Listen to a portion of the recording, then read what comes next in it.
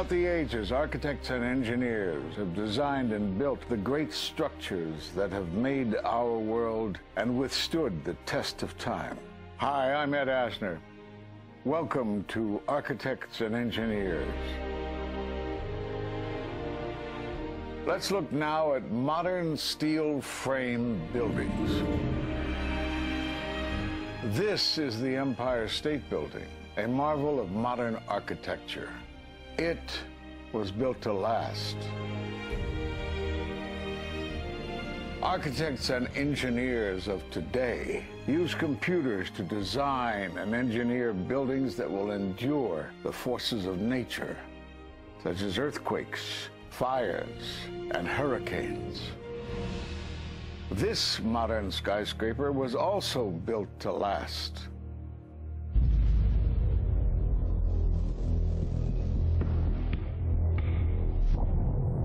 We've seen buildings completely destroyed like this before, but only when done intentionally.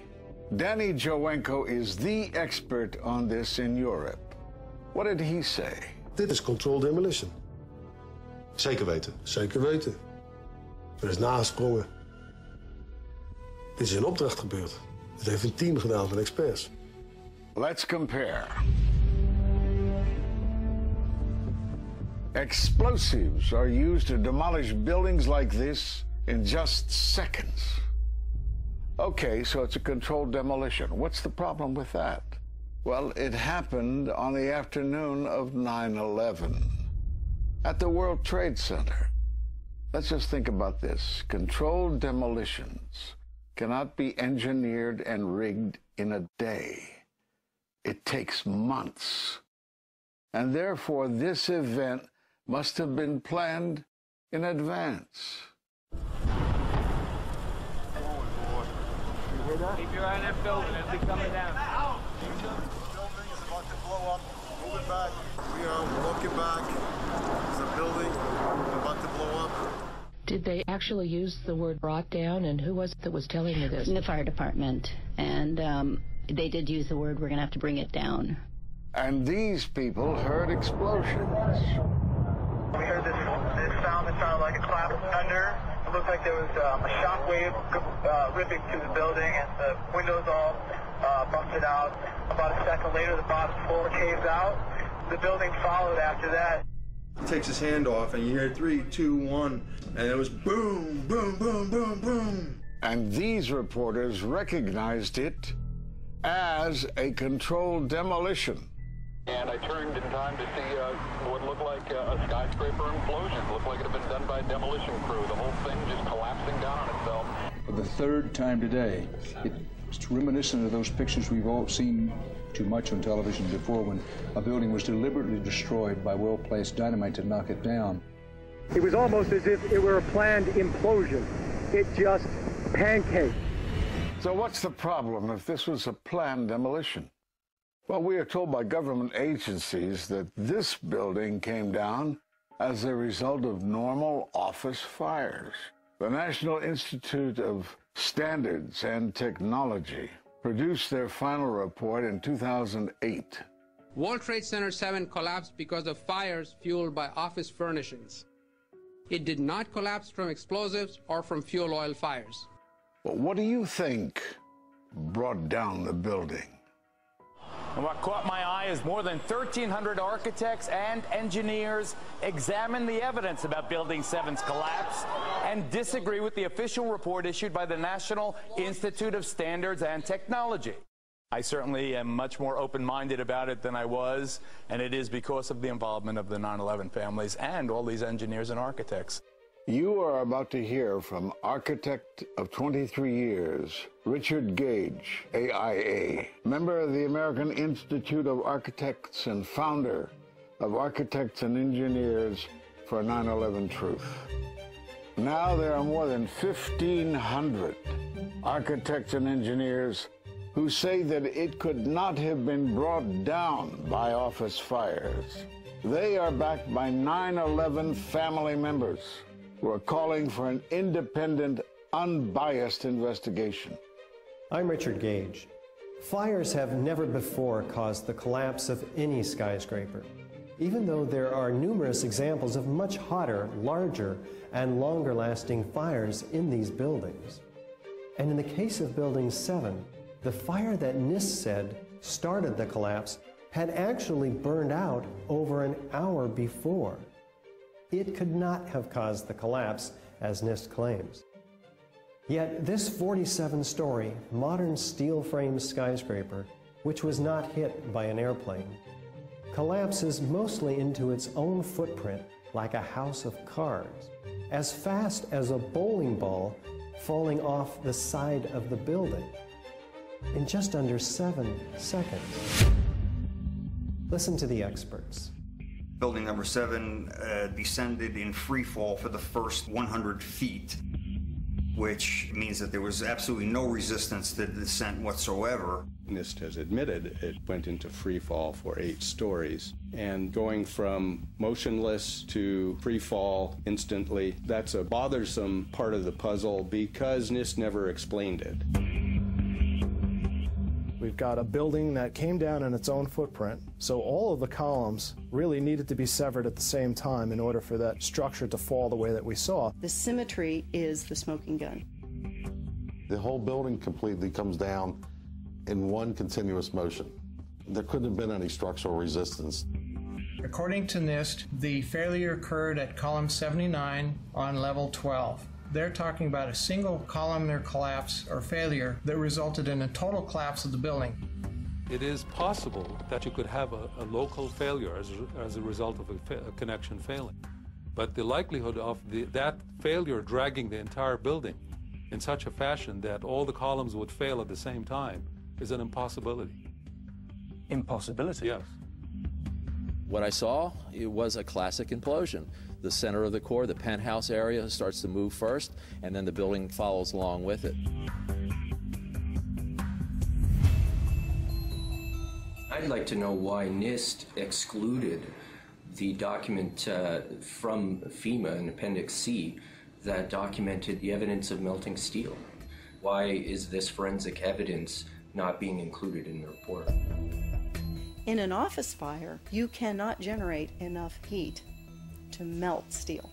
And yet we have evidence of molten iron. R.J. Lee Company, USGS, and Dr. Stephen Jones's work, all three separately found these microspheres.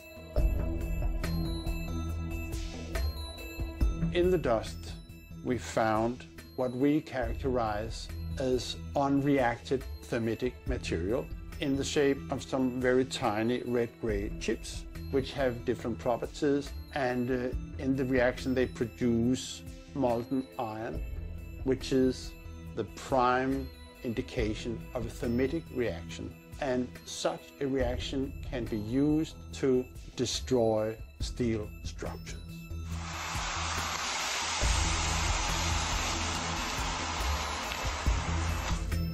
What we have found is a modern version of thermite, which we call nanothermite. There were these iron microspheres present in all of the dust samples that needed to have been formed in extremely high temperatures. I've independently seen thermitic activity within 2 separate independent samples of World Trade Center dust. My contention, based on finding thermite residue in the dust, is that it happened before. It didn't happen after in the fires that ensued in the rubble pile afterwards. All the characteristics of the microspheres tell me that thermite was involved in melting those steel beams. So thermite, if it was present at the World Trade Center and created this molten metal that so many witnesses and photographic evidence shows, would also explain the fact that the fires could not be put out at Ground Zero. The only thing that is consistent with all of the evidence that we have that could cause such a thing is the use of thermite to cut through the steel. You'd get down below and you'd see molten steel running down the channel rails, like you're in a foundry. Yeah, like lava. Like lava. On a volcano. Well, the manual gets into thermite, and if it says if you have melted steel or concrete, which we had on 9/11. We should test for it. This fused element of steel, molten steel and concrete and all of these things all fused by the heat into one single element. We're asking for an investigation that follows national standards. There's no excuse to not test for this. If terrorists use explosives in '93, why didn't we test for them? If all these witnesses heard explosions, why aren't we testing for them? NIST concedes that they found no evidence for explosives. So then we asked them, well, did you look? And they said, no, we did not look for explosives or residues of explosives. So the preconceived notion of NIST is that there's no evidence for explosives, and so there's no point in looking. That is the most unscientific thing that you can possibly think of, not to look because you don't expect to find evidence, and in fact the evidence is overwhelming. They state these conclusions for which there's virtually no evidence, and then they ignore conclusions that can be drawn from the evidence. The Freedom of Information Act request to NIST was denied with the claim that releasing this data might jeopardize public safety. How could it possibly jeopardize public safety? The destruction of evidence was a criminal act in itself. It was already being carted away and destroyed when the FEMA investigators got there about a month after September 11th. You can't do science when you are deprived of the evidence and when your hypothesis is the least valid instead of the most likely. When the most likely hypothesis in the case of Building 7 wasn't even mentioned. This is not science. The scientific forensic evidence, ignored by NIST, but carefully reviewed by teams of technical professionals, corroborates the hypothesis of explosive-controlled demolition. We've traveled to 21 foreign countries and 32 American cities, bringing this evidence to the attention of the public. And we're backed by 9/11 family members and other concerned citizens who are calling for an independent, unbiased investigation. I'm a family member trying to find out the answers to the murder of 3,000 plus people. The bottom line is that it needs to be investigated properly. Please look at architects and engineers. People all around the world, scientists all around the world are questioning this. And there's some deep, deep explaining to do. It took some kind of consciousness raising on my part before I was willing to look at the possibilities. And really, you need to go where the evidence leads. As an engineer, I have 3 degrees in engineering. I signed that petition for architects and engineers for 9/11 Truth some time ago because the American people absolutely need the truth of 9/11. Look at the evidence.